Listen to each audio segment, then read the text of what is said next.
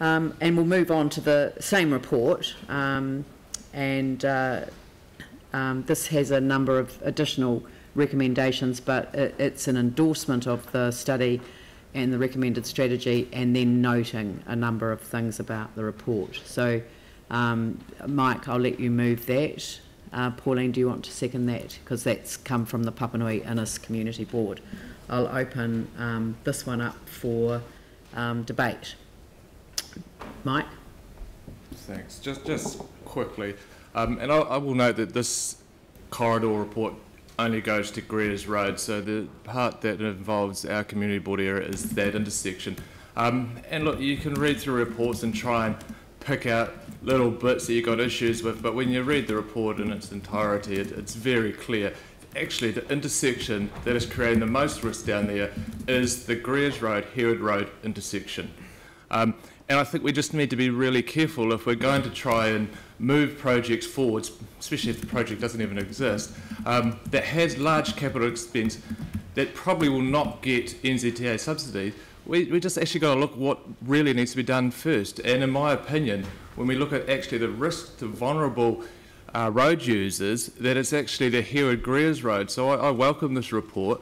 I look forward to the consultation with the community, giving them both options, but I think we just need to be mindful of where the risk is down that corridor. Thank you. Pauline? Yes, I support what Mike said then, and there could be some of the data that Aaron's pointing out. It could be that they've used different years because there may have been no data for those other years. Who knows? But I'm wondering why that board didn't call for those questions to be answered. Perhaps before this came here it would have been helpful.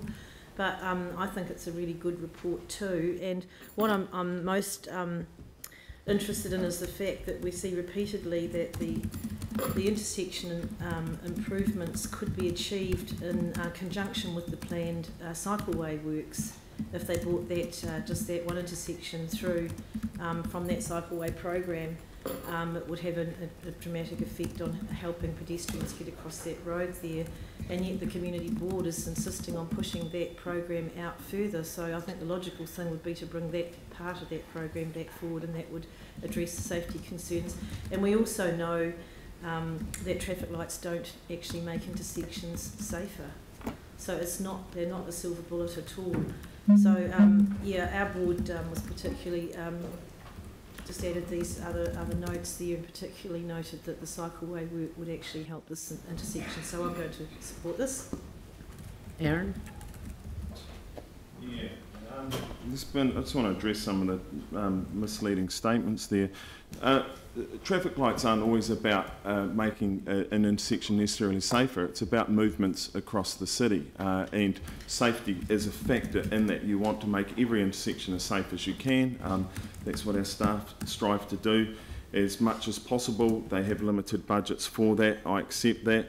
It's not just about making that intersection safer to cross. We're a council that's trying to reduce carbon emissions, but we're happy for people to have to drive around the block to get to where they're going because they can't get across an intersection.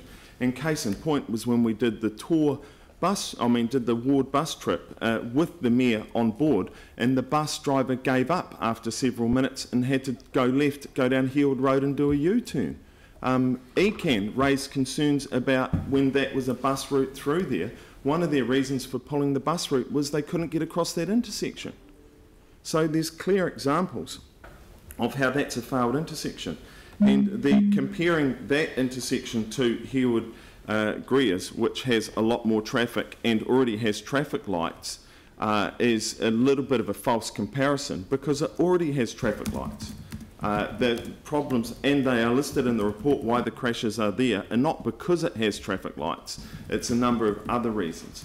This is about trying to get the people across that particular piece of road, and then the statement that Councillor Templeton made around the board having a chance to raise this. The chair of the board raised this morning in our informal that he had concerns around this because when he wanted it workshop, or would have preferred it been workshop, sorry, at the community board, but we'd been given the report at quite short notice to the timing of the presentation of the report. This is a really, really large report. And so I'm just raising that he did raise that this morning. I believe you were there. So to say in this room that the board didn't have concerns is quite misleading. Right. I'd like to say something about this. So, because I was the one that really instigated the concept of looking at the corridor rather than just looking at a single intersection. And the reason that I wanted us to look at the corridor is that for every action, there is another reaction, and sometimes, and having spent over 20 years in Parliament, sometimes the consequences are unintended, and it is really important to look at the entire corridor in order to get an understanding about what particular interventions might create. So, and I think that there are significant issues in this report that do need to be workshopped, and I actually accept what Councillor Kewen has said.